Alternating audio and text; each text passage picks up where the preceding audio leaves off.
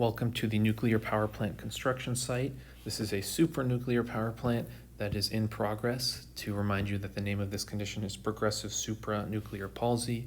There are some steel beams down here provided by Richards-Ohl Steel Company that are used for construction of this facility, and that is to remind you that the name of this condition is also called Steele-Richardson-Olszewski syndrome.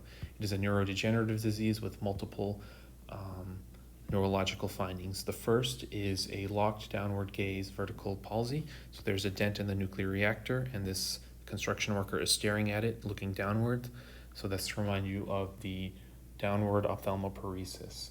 There's also postural instability, so falls are frequent, as indicated by the days since last fall counter, which says 0, meaning that people fall down a lot.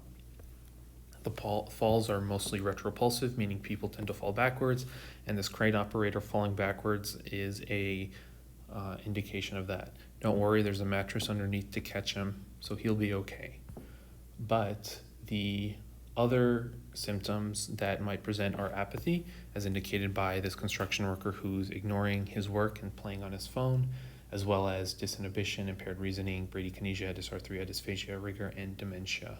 The structures affected are first the superior colliculi. So if you see here, there is a phone that you can call for your superior in case of an emergency. That's to remind you of superior colliculi, and the wire here indicates that it is damaged. The next is this little red light here on the nuclear reactor. So one of the lights working and one is broken, so the red nuclei gets damaged. This power plant also supplies reactor fuel rods and repair to nuclear subs, so that's to remind you that the subthalamic nuclei is atrophied. And then the pallets provided by Richards-Ohl Steel Company broke during shipment, so the globus pallidus got damaged as well. And if you notice here, there's a dent in the nuclear reactor that the guy was staring at.